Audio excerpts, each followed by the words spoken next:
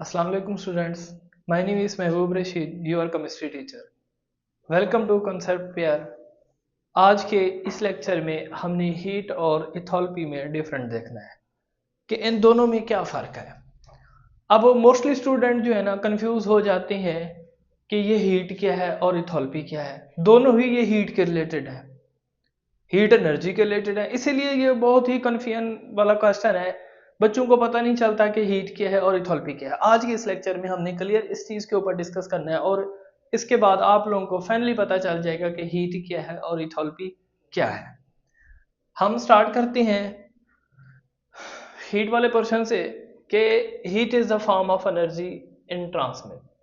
पहले ये हो गया कि हीट क्या है, एनर्जी की एक फॉर्म है जो क्या होती है, ट्रांसमिट होती है, यानी ट्रांसमिट होती है। इसका मतलब यही है।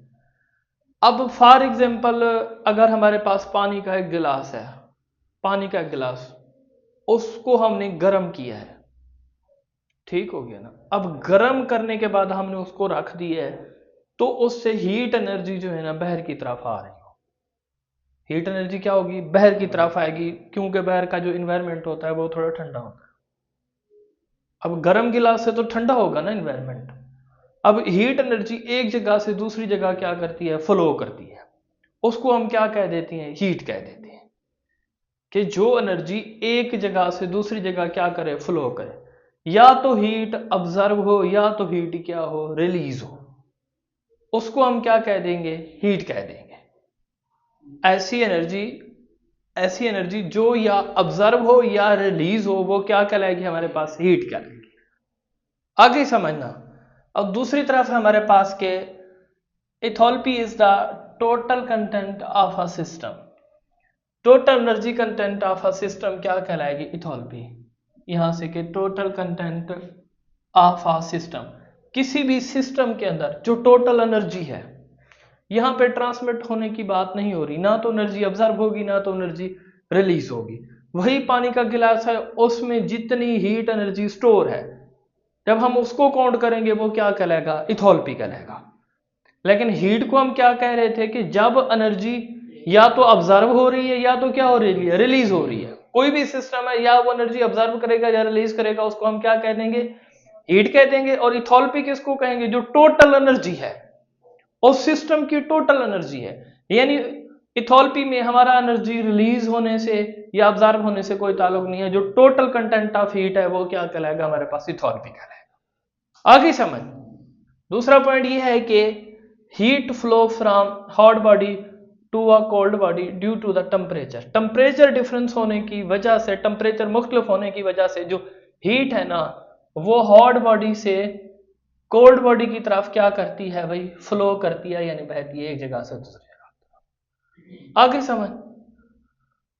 दूसरी तरफ है हमारे पास के enthalpy is the essential property of a system. अब इथॉल्पी किसी भी सिस्टम का क्या है, एक अहम हिस्सा है।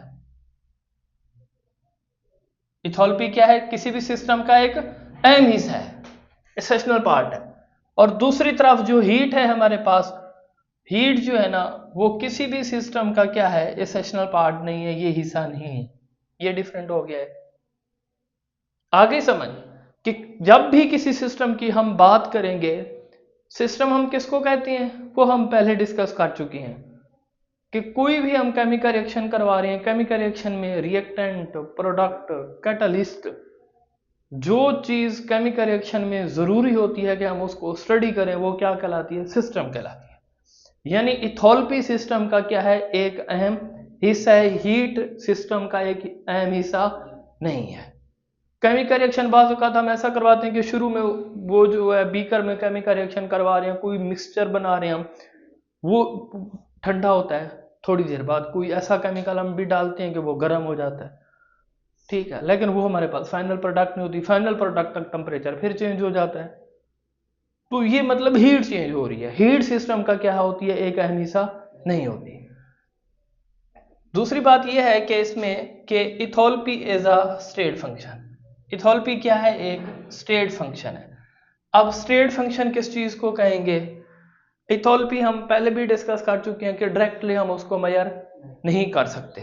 इथॉल्पी को हम डायरेक्टली मेजर नहीं कर सकते, इथॉल्पी चेंज को मेजर करती हैं।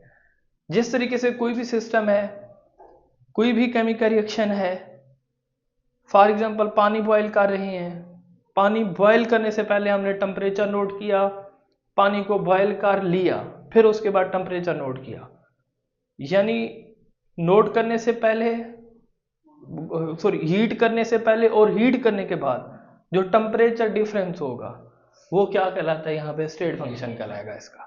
ये क्या है, एक स्टेट फंक्शन है। और दूसरी बात जो है ना, हीट इस तरफ है, अगर heat exist only when the transferring is the take place, heat किस टाइम क्या करेगी, एग्जिस्ट करेगी, यानी हीट को किस टाइम हम काउंट करेंगे, जब क्या होगा, when transfer is taking place, जब हीट की ट्रांसफरिंग हो रही होगी, यानी या तो हीट ऑब्जर्व हो रही होगी या तो हीट रिलीज हो रही होगी, उस टाइम हम हीट को क्या करते हैं, काउंट करते हैं। आगे समझ। और यहाँ पे वही सेम पॉइंट रिपीट हो गया कि यहाँ पे ये क्या है, एक स्टेट फंक्शन है। हम इसको किस टाइम करेंगे, जब टेम्परेचर चेंज हो रहा होगा। अब यहाँ पे है कि heat is measured in the जॉल, heat को हम किस चीज में मेजर करते हैं, जॉल में मेजर करते हैं। और इथोल्पी को भी हम ऑलरेडी जो है ना, ये किस चीज में मतलब मेजर करते हैं, जॉल में मेजर करते हैं, हीट को भी, इथोल्पी को भी। अब इथोल्पी क्या है, हीट चेंज है। जब हीट चेंज होगी तो टोटल सिस्टम की एनर्जी भी क्या हो जाएगी, चेंज हो जाएगी। ठीक हो गया, तो इसको हम किस में मेजर करते हैं, जॉल में मेजर करते हैं। और लास्ट पॉइंट ये है कि इसका के हम जो हीट को जो है ना वो Q से रिप्रेजेंट करते हैं, और इथोल्पी को किस से हम रिप्रेजेंट करते हैं, H से रिप्रेजेंट करते हैं। आगे समझ। ये था आज का हमारा लेक्चर, जिसमें हमने हीट और इथोल्पी को डिस्कस किया है। अगर कोई भी पॉइंट आप लोगों को समझ नहीं आया या कोई भी पॉइंट मिस हो गया है तो कमेंट करना मत भूलिएगा, इंशाल्लाह उसको क्लियर करेंगे और डिस्कस करेंगे। और उसके बाद जो है ना, आप लोगों को ये क्लियर पता होना चाहिए कि हीट क्या है, इथोल्पी क्या है। इथोल्पी क्या है, किसी सिस्टम की टोटल एनर्जी क्या कहलाएगी, इथोल्पी कहलाएगी। और हीट क्या है, जो वो सिस्टम हीट ऑब्जर्व करेगा या रिलीज करेगा। ठीक है ना, जो एनर्जी, हम यहाँ पे हीट नहीं कहेंगे, एनर्जी कहेंगे, जो सिस्टम एनर्जी ऑब्जर्व या रिलीज करेगा उसको हम क्या कह देंगे, हीट कह देंगे। ठीक है, इंशाल्लाह मिलते हैं जल्द ही अगले लेक्चर में।